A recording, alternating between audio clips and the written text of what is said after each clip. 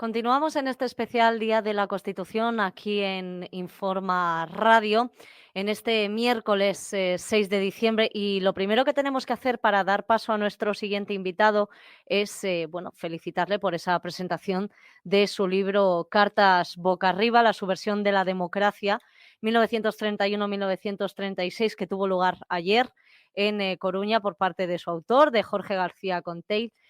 Y como no es la primera vez que le saludamos, aún así yo voy a dar unas pinceladas de su trayectoria profesional.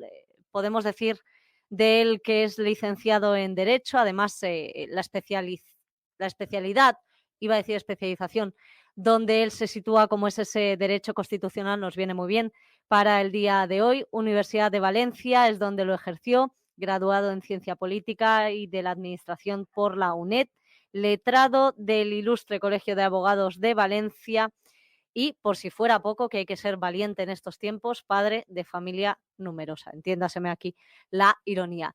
Muy buenas tardes, muy buenos días, perdón, Jorge, lo primero de todo y sobre todo darte las gracias una vez más por haber estado, porque ya pudimos tener contigo buenas palabras dedicadas en ese Día de la Hispanidad que tú recordarás. Y para nosotros pues es un honor, después de haber tenido a don Jaime Mayor Oreja en la exposición con respecto a este Día de la Constitución, que ahora, si me lo permites, además le he pedido a nuestro técnico, a David, que nos guarde el sonido rápidamente para que puedas escuchar el principio de esta conversación. Ha sido como 12 minutitos, pero si quieres escuchamos 2, 3 y así te haces una idea por si quieres también valorar las palabras del exministro del Interior. Muchas gracias por estar aquí. Buenas tardes, Cristina. Las gracias las tengo que dar yo en cualquier caso. Y bueno, pues sí, si antes me ha precedido aquí en los micrófonos don Jaime Mayor Oreja, pues si me puedes poner algo de los comentarios que os ha hecho, pues te lo agradezco mucho. Venga, pues le pido a David si nos puede introducir ese audio y vamos a comentar esas palabras. Muy bien. Eurodiputado en el Parlamento Europeo, fue cabeza de lista de Partido Popular en las elecciones entre los años 2004 y 2009. Es, además, impulsor de esa plataforma conocida como NEOS para la defensa de valores como la unidad familiar, la familia o la corona, principios que rigen, por cierto, en esencia en la Constitución. Además, hay que hablar de él como portavoz de la delegación española del Grupo Parlamentario Popular en el Parlamento Europeo y, entre otras cuestiones no menos reconocidas y de gran valor, es para nosotros un orgullo y un inmenso honor poder mencionar que don Jaime Mayor Oreja también, entre otras distinciones, fue merecedor de esa gran cruz de la Orden de Carlos III, medalla de la Orden del Mérito Constitucional en el año 2003 y la medalla Robert Schuman. Así que para nosotros, como le digo, es un completo orgullo profesional y personal, además por la cuenta que le quiero agradecer a través de mi padre, Álvaro Luis, a don Jaime Mayor Oreja por estar en este especial de la Constitución. Muchísimas gracias, don Jaime. Muchas gracias, Cristina, por haberme invitado esta tarde. Gracias. Queríamos saber, don Jaime, porque además hace, no poco tiempo ha estado usted presente además en una conferencia en el cual, como algunos cuestionan, España está no cuestionan más bien, sino que una mayoría sabe que España, como usted bien decía, está en caída libre y sus palabras, si me lo permite mencionar en este momento, fueron concretamente un proyecto suicida que sumó a la izquierda socialistas, comunistas y socialistas, y hacía acto de presencia, como decimos, en ese colegio Cristo Rey, con una conferencia, por cierto, de bastante éxito y por el cual le damos la enhorabuena. Bueno, simplemente he tratado de, en el Día de la Constitución, después de hacer un elogio de la Constitución, porque sin duda ha sido una Constitución de reconciliación, diferente a las demás que habían caracterizado la España de los vencedores, de los vencidos. Esta era una Constitución de todos, pero sin embargo, dicho esto, aunque la culpable no sea la Constitución, pero vivimos un momento muy delicado, muy crítico. Hemos dado un salto al vacío no estamos en el borde del precipicio, ya estamos ya en el vacío, ¿no? Y eso hay que, fundamentalmente, simplemente es reconocer y afirmar la verdad de lo que estamos, ¿no? Y todos estos mediadores internacionales, la amnistía, el debate que viene, que es el de la autodeterminación, pues son razones para decir que estamos en una caída libre.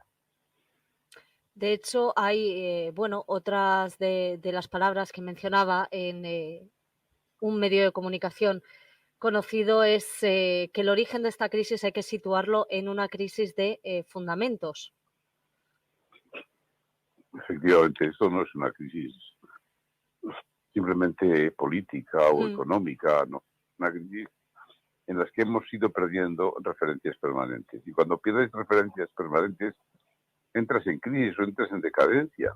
Y lo que hay que tener son referencias permanentes. Para unos, para mí es la fe, pero también para otros es algo que no es la fe, pero son referencias permanentes. En la vida hay que tener referencias permanentes. Claro, cuando al final lo que se impone es un proyecto de ruptura, para romper referencias permanentes, pues vivimos lo que vivimos, el desorden, la caricatura de la crisis, que es lo que hoy significa la crisis en España respecto de la crisis que existe en todas las sociedades occidentales. Y en esa pérdida de referencias, don Jaime, como te decía Jorge, estos son algunos de los minutos, de 10, 12 minutos que ha estado don Jaime Mayor Oreja con esta exposición acerca de la Constitución. No sé si quieres hacer alguna alusión al respecto, porque sé que contigo vamos a abordar en detalle algunos de los principios con los cuales además contigo coincido. Cuando comentábamos esa preparación de la entrevista, yo decía lo mismo, que ahora mismo, el propósito de los redactores de esa Constitución o de esos padres fundadores, si se quiere decir, pues dista mucho de la realidad presente, pero empieza por donde tú quieras. Sí, mira, vamos a ver, yo con esta afirmación tuya estoy completamente de acuerdo. No se trata tanto de juzgar o de evaluar las intenciones de los redactores en su día de la Constitución. Eso, además de que no nos llevaría a ningún sitio y es completamente inútil, 45 años después, intentar evaluar la conciencia o las intenciones o los propósitos de los redactores de la Constitución. En lo que no estoy de acuerdo con don Jaime Mayor Oreja es en que considerar la Constitución un instrumento de reconciliación, algo valioso a conservar tal y como está, no por una sencilla razón. Vamos a ver, yo intento aplicar un criterio mucho más frío a la hora de evaluar un texto legislativo. Me importa muy poco, ya te digo, las intenciones de los redactores, eso que los técnicos llaman la voluntad del legislador, eso me es completamente indiferente. Yo me limito a evaluar resultados. Claro. Y si los resultados son buenos, la ley es buena, y si los resultados son nefastos, pues quiere decir que hay que cambiar de instrumento legislativo. Fíjate, a mí lo que me parece más llamativo de la Constitución, 45 años después de ser promulgada, es que cada vez nos alejamos más de los objetivos, de los supuestos objetivos con los que se planteó ese texto. Mira, te pongo un ejemplo, un ejemplo muy concreto. La Constitución dice textualmente, que se propone garantizar la convivencia democrática dentro de la Constitución y de las leyes conforme a un orden económico y social justo. Hasta aquí la cita literal. Yo creo que, no será muy difícil que todos coincidamos, incluso don Jaime Mayor, pues implícitamente lo ha dicho, que nunca en estos últimos 45 años la crispación social, la crispación política ha sido mayor. Nunca en ningún momento.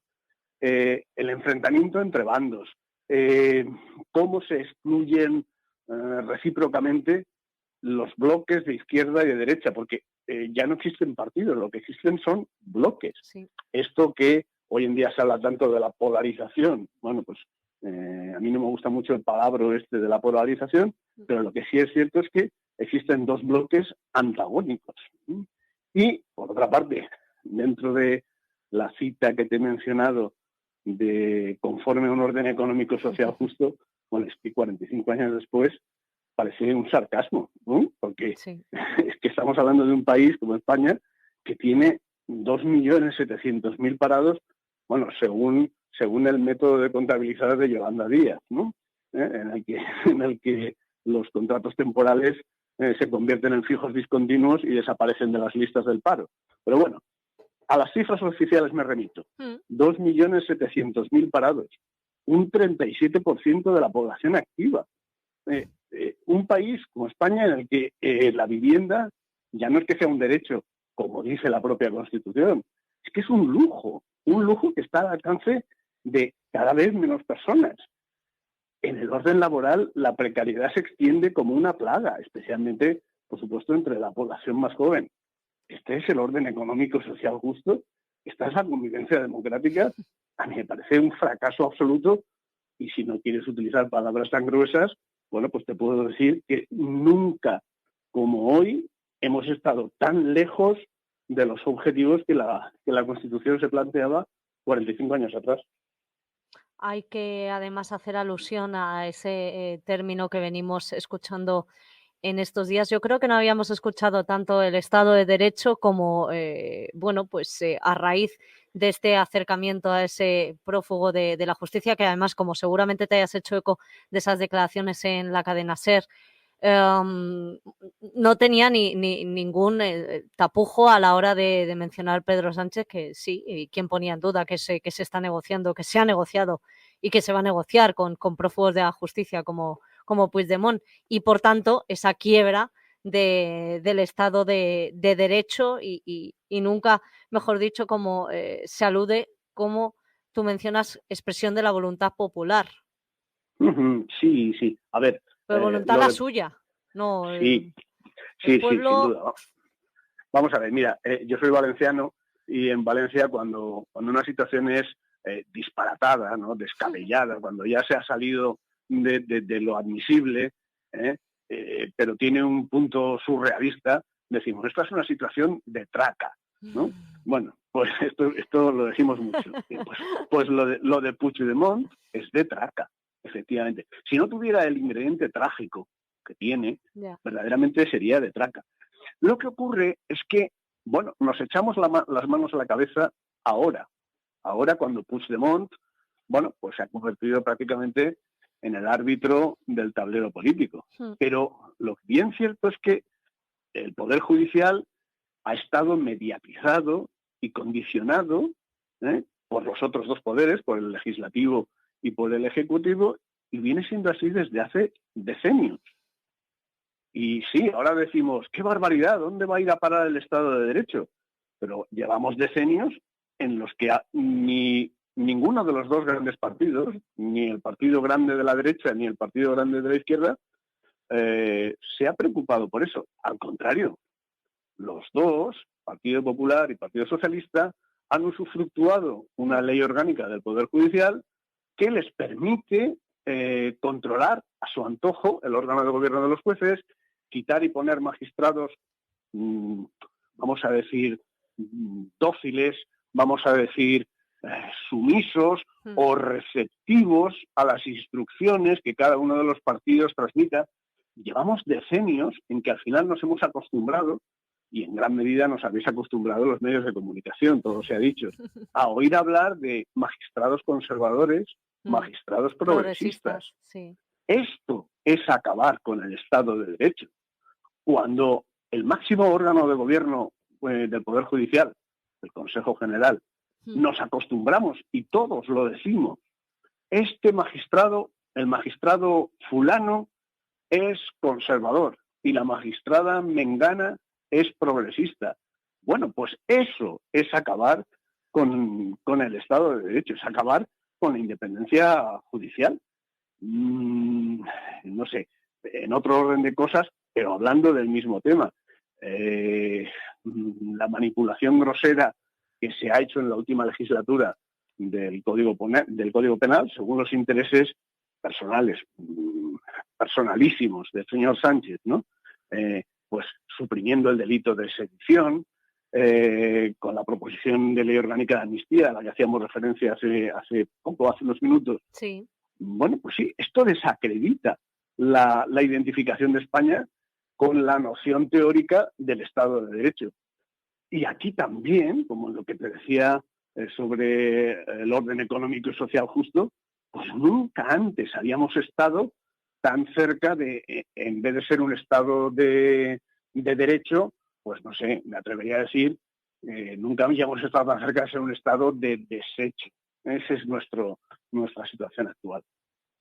Claro, pero que quizás más, sí, estaba más avanzado conforme a lo que le preguntaba a Jaime Mayor Oreja, Jorge, y es, claro, bueno, un poco buscando esa alusión a si hemos podido hacer algo mal hasta llegar a este momento, porque si tenemos una Constitución que se fundamenta en la indisoluble unidad de la nación española, y ahora también, si quieres, mencionamos esa soberanía nacional y vemos que las dos cuestiones brillan por su ausencia. La soberanía, aquí podemos mencionar, que no sé si quieres entrar a abordar ese papel tan cuestionado con respecto a la figura del rey y la corona. Y luego, bueno, pues como decimos, es que estás permitiendo que partidos que están completamente en contra de la unidad, porque lo que quieren es la separación, y ya lo han hecho saber desde sus propios estatutos, permites que estén formando parte del gobierno y que juren la Constitución. Bueno, algunos ni la juran. Fíjate, Sí, en Podemos ya ni lo hacían, pero bueno, Podemos ya ni está. Sí, no es que formen parte del gobierno, es que son el Bueno, sostén claro, del gobierno, sin esos partidos por no no hablar de Bildu. existiría este gobierno. Claro. Claro, sí. No, yo a los partidos a los que me refiero incluyo a Bildu entre ellos. A ver, esto es como quien, no sé si el símil es el más adecuado, pero es el único que se me ocurre en este momento. Esto es como alguien que tiene un solar y sobre ese solar desea construir un edificio, y en vez de contratar a un arquitecto, a un aparejador y a una empresa constructora, contrata a un equipo de dinamiteros. Bueno, pues es que viene a ser exactamente lo que está haciendo el gobierno Sánchez. Pero ojo, el problema no es que lo haga Sánchez y pacte con Bildu o pacte con Puigdemont. No. El problema, vamos, con ser muy grave, no es ese el más grave de los problemas. Yo creo que es todavía más grave que desde hace 40 años, tanto Partido Socialista como Partido Popular, cuando no han contado con mayoría absoluta en el Parlamento, sistemáticamente han recurrido a quienes en realidad lo que quieren es desmontar el Estado. Llevamos 40 años en los que primero Felipe González, luego José María Aznar, después Zapatero y luego Rajoy el que para venga. rematar. Da igual. Todos los inquilinos del Palacio de la Moncloa que hemos tenido en los últimos 40 años nos han dicho que con los pactos con los partidos nacionalistas garantizan la gobernabilidad del Estado. Pero esto es conceptualmente un absurdo. Claro. Si precisamente esos partidos lo que quieren es desguazar el Estado. Bueno, no es que quieran, es que de hecho lo vienen consiguiendo. Es que estamos ya suficientemente acostumbrados a lo largo de estas décadas a que competencias exclusivas del Estado han sido transferidas a las comunidades autónomas. Y precisamente algunas competencias que son de estas que son herramientas clave del Estado. Por ejemplo, la enseñanza. Sí. Cuando todos sabemos que la enseñanza, una vez que se transfiere a comunidades autónomas en las que gobiernan partidos nacionalistas o próximos al nacionalismo, pues lo que hacen es desnacionalizar, quiero decir, desespañolizar la enseñanza y fabricar literalmente, uso el verbo a propósito, fabricar generaciones de nuevos españoles que reniegan de su condición de españoles. Entonces, claro, cuando la Constitución dice que se fundamenta en la indisoluble unidad de la nación española, que es patria común indivisible de todos los españoles, esta es una cita textual, pues la verdad es que a mí me parece bastante patético, patético. Y bueno, esto es lo que llevamos desde hace 45 años. Seguir insistiendo en este camino, pues sería verdaderamente milagroso que nos diera buen resultado cuando llevamos 45 años de pésimos resultados. ¿Quieres abordar la figura del rey en torno a la soberanía y, bueno, las personas que cuestionan si debería hacer, haber hecho? Vamos a ver. Me parece un tema tan irrelevante que creo que merece la pena dedicarle muy poquito tiempo. Pues venga, que merecen más las autonomías. No, es muy sencillo. Lo pasamos por encima. Es muy sencillo, Cristina. Mira, efectivamente hay personas, normalmente de talante conservador, posiblemente suscriptores de un conocido diario de Madrid que se edita con las páginas grapadas por el centro. Yo creo que ya es suficiente. No es por no hacer publicidad a la competencia. No hace falta. Ya lo leemos nosotros la portada todas las mañanas, no te preocupes. Muy bien. Bueno, pues este tipo de personas, suscriptoras de este diario y de talante conservador, bien pensante, dicen, bueno, es que el rey lo tenemos ahí y mientras él esté ahí es una garantía. Y otros incluso van más lejos, como tú me decías ahora, dices, a lo mejor el rey tendría que haber dicho o tendría que haber hecho o no tendría que haber propuesto a Sánchez como candidato a la presidencia del gobierno. Pero ¡qué disparate! Es que quien dice esto no ha leído ni la portada de la Constitución. Tú me dices que lees la portada de ese diario, pues las personas que dicen esto no leen ni la portada de la Constitución. Porque si leyeran un poquito por encima, la Constitución, sabrían que el rey, pues lo que te acabo de decir, es tan irrelevante, tan insignificante, que nada se puede esperar de él. Ni bueno, ni malo, ni lo intermedio. Nada de nada. Y punto. Creo que sobre este tema no hay más que hablar. No, sí, bueno, aquí no recuerdo ahora mismo el nombre del tertuliano, perdón, que ha habido, pero sí se referían a una revisión de lo que es que podía haber encargado el rey, a ver si no lo digo mal, una revisión de la Constitución con respecto, de la Constitución no, de la ley de amnistía con respecto a lo que se dicta en la Constitución y que por ahí a lo mejor pudiera haberle puesto algún tipo de traba o impedimento a Pedro Sánchez. Vamos a ver, esa solicitud de una revisión del texto, desde luego, en ninguna parte del ordenamiento jurídico, ni en la Constitución, ni en ningún otro sitio, está previsto como parte de las funciones del rey. Ya te digo que, insisto, a lo mejor resulta un poco excesivamente contundente, es posible. Pero el rey es tan insignificante, es tan nulo, tan decorativo su papel, y además es una decoración pasada de moda, que es que verdaderamente casi ni merece la pena hablar, pero en cualquier caso, no es cometido del rey encargar una revisión de una proposición de ley que realiza un grupo parlamentario como es el Partido Socialista. Eso no lo puede hacer el rey. Y además, quien ha dicho eso tendría que explicarnos una cosa. Esa revisión, ¿a quién se la tiene que encargar? ¿Al mismo grupo parlamentario socialista que ha redactado la proposición de ley? No, era un órgano jurídico, pero no recuerdo a cuál. Bueno, pues no sé, al Consejo de Estado podría ser. Ya te lo diré, lo hablaremos. Se me ocurre como un órgano consultivo, como el superior órgano consultivo es el Consejo de Estado. Sí, pero por ejemplo, eso es misión del gobierno, del Poder Ejecutivo. Solicitar dictámenes sobre la conveniencia o no, sobre la adecuación o no de una proposición o de un proyecto de ley al resto del ordenamiento jurídico y a las normas superiores sobre todo. Eso es misión del Ejecutivo, pero no del rey. Sinceramente, me parece un proyecto absurdo. Yo creo que a lo que nos debemos ceñir, si te parece, Jorge, en estos últimos minutitos, es el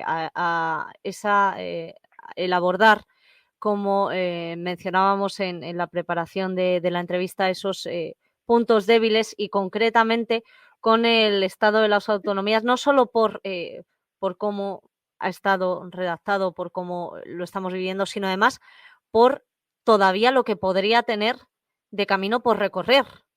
Sí, mira, y te advierto una cosa, el camino que le queda por recorrer ya es muy corto. Ya estamos, está, sí, estamos, claro. estamos llegando al final del trayecto. Pero mira, a ver, es mi personalísimo punto de vista. Personalísimo, pero creo que bien fundamentado. Yo creo que el actual estado de las autonomías, por cierto, hablamos de estado de las autonomías, pero en realidad ese es un nombre oficioso.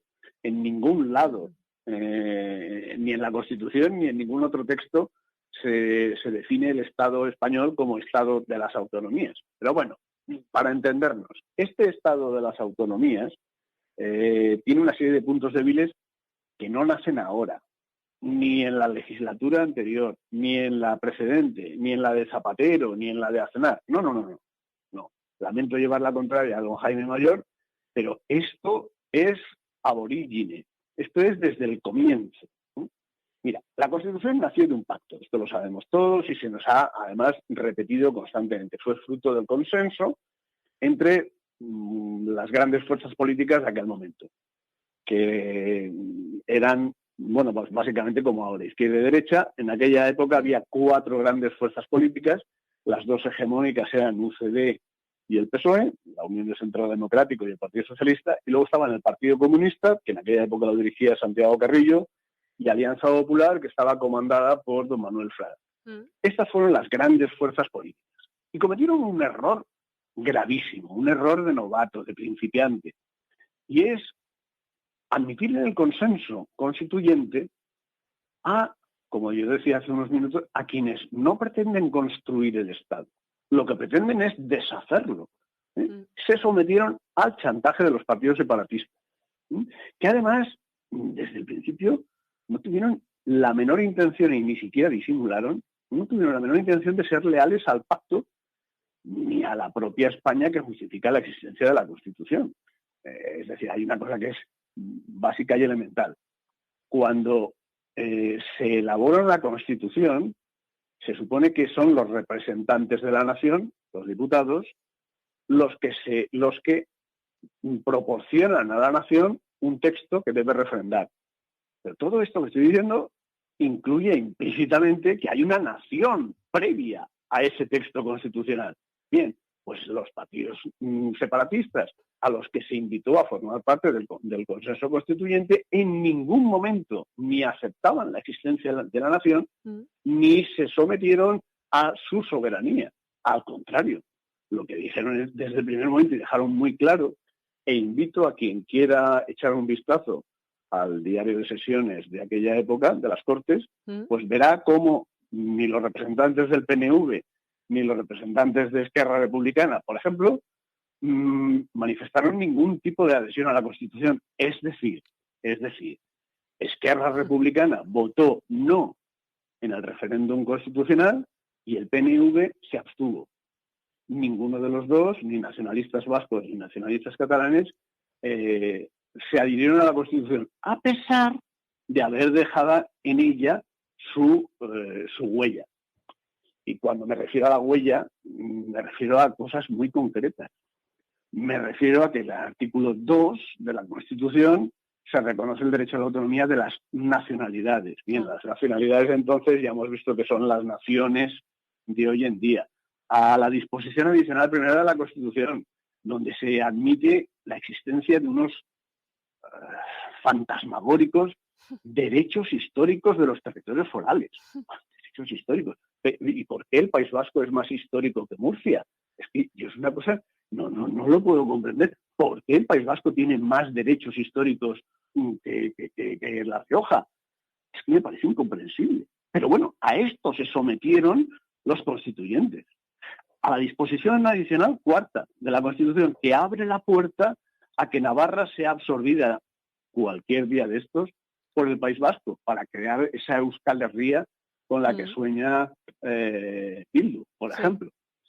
Bueno, pues estos son errores desde el principio de la Constitución. Y te podría citar más, ¿eh? Tenemos, puedes hacerlo, ¿eh? Si quieres ahondar, yo la verdad es que Pues me sí, apetecía sí. también que nos refiriéramos a, bueno, ya sabes que yo buceo también de vez en cuando para preparar parte de las entrevistas y me he encontrado con un artículo tuyo en Postmodernia del año 2022, creo que es ahora, que habla de la reforma, constitucional, donde, y tiro de memoria, pero las primeras palabras que introducías es Pedro Sánchez ni quiere ni puede plantear y llevar a cabo una reforma constitucional. O sea, es que ni se le pasa por la cabeza. Efectivamente. Mira, y además es que no es necesario.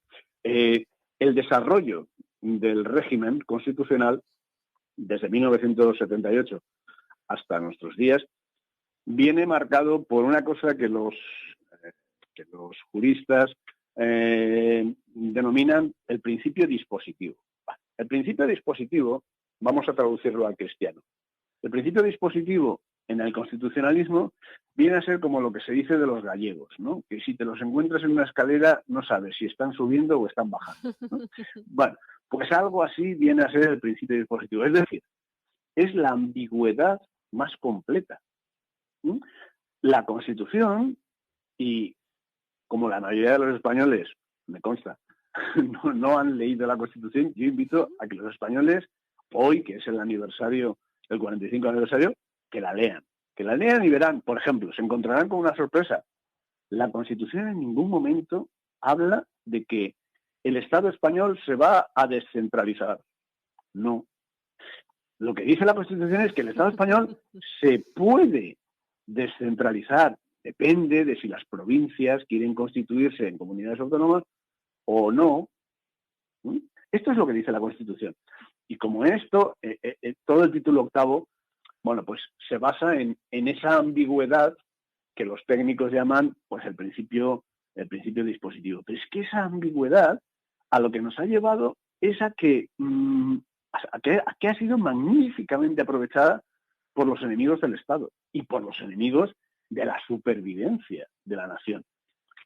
Hay otro error casi desde el principio del régimen constitucional del 78, todavía peor que la propia Constitución. Incluso te digo, creo que al punto al que hemos llegado con el problema territorial, con el problema separatista, más todavía que en la Constitución, se encuentra en la ley electoral, en nuestra ley electoral, sí. en la ley orgánica del régimen electoral general, la LOREG, ¿no? Ha otorgado una sobrerepresentación a los partidos separatistas que es absolutamente irracional. Tenemos una ley electoral que, bueno, como dice la propia Constitución, la circunscripción electoral es la provincia, ¿no? Todos cuando van a votar en las elecciones se van a encontrar que su papeleta pone arriba de todo: doy mi voto a la candidatura presentada por el partido X para el Congreso de los Diputados, provincia de X. Entonces, la provincia es la circunscripción electoral básica, lo cual hace que partidos que tienen muy poca implantación, que representan un porcentaje muy pequeño de la población a escala nacional, en realidad, como su voto está concentrado en una o en determinadas provincias, obtienen una representación que no se corresponde con su peso. Es decir, ahora miramos en el Congreso de los Diputados y nos encontramos con una cosa muy curiosa. El 80%, ojo, de los diputados no son separatistas, son o del PSOE o del Partido Popular. Ese es el 80% de los 350 diputados que tiene actualmente el Congreso.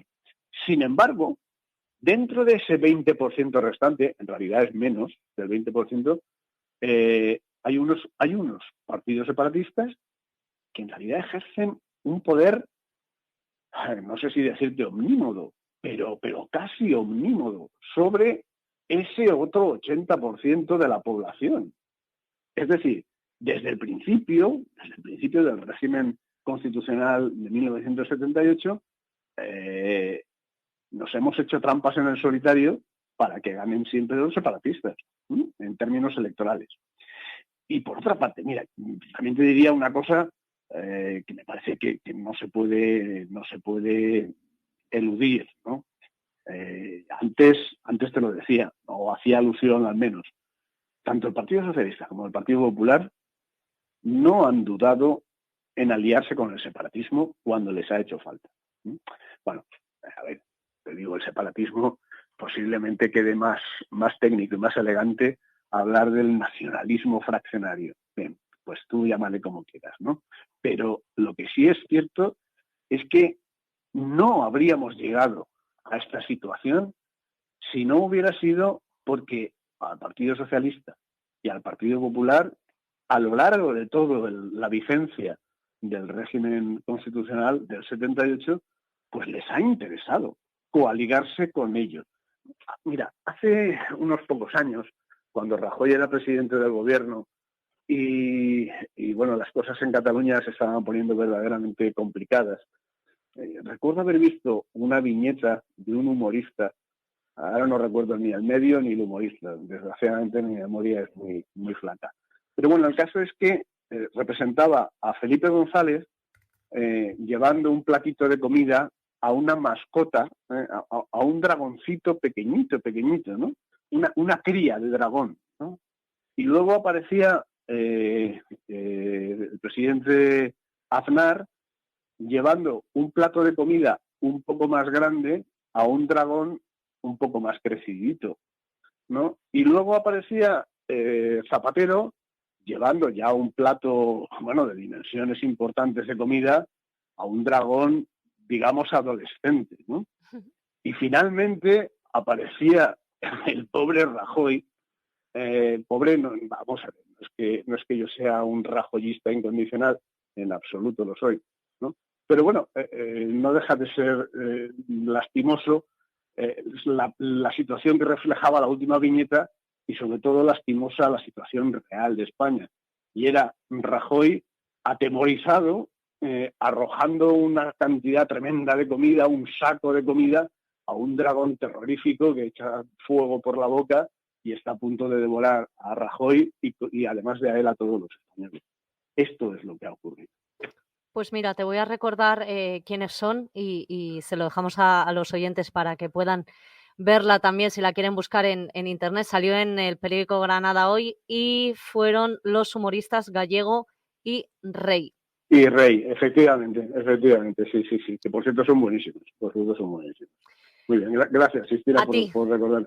Oye, ¿qué pasa? Mientras yo estaba hablando, ¿estabas buscándolo en internet? Hombre, por supuesto. Claro, como crees que hago habitualmente, no voy a ser yo. Si tú tienes la memoria flaca, yo es que directamente no la tengo. No doy para acumular ahora mismo tanta información. Pues, además, es un recurso habitual con Javier García Isaac, que es el director de esta casa. Bueno, pues muchas gracias por haberme echado ese capote. A ti, Jorge. Y yo estaría hablando de... Bueno, a lo mejor nos encabronábamos un poco más de la cuenta para hablar de cómo se han... vamos a decir, de cómo se han echado por tierra estos principios. En fin, que sea lo que Dios quiera, como se suele decir, que ojalá entre todos podamos aunar fuerzas y aunque no tiene buena pinta, pero creo que la esperanza nunca tenemos que dejar de perderla. Y oye, si algún día llega esa reforma constitucional, pues bienvenida sea, porque yo creo que es por donde tenemos que comenzar, pero de primeras. Yo te digo que pinta no tiene buena en absoluto. También te lo decía hace unos minutos, el recorrido ya es muy corto, ¿eh? Estamos llegando al final del trayecto. Después de la amnistía y de la declaración de plurinacionalidad que exige esta gentuza y demás cosas, ya nos queda poco más. Ya nos queda, pues no sé, la Confederación de Estados Libres y poco más. Que sea lo que Dios quiera, pues sí, eso siempre. Pero en cualquier caso, los españoles tenemos que tener claro que si no queremos nosotros, esto no va a cambiar de rumbo. Claro. Muchísimas gracias, Jorge García Conte, y espero que poder tenerte en más especiales que tengan lugar en esta casa, porque sabes que siempre nos encanta contar con tu presencia y con tu sabiduría. Gracias, Cristina. Bueno, lo de la sabiduría Y me análisis. parece excesivo. Eso sí, vale, bien. Venga, análisis. Eso me parece mejor. Sabiduría Muchísimas ya queda gracias. mayor y no lo eres. Muchísimas gracias y un saludo a tu audiencia. Otro para ti.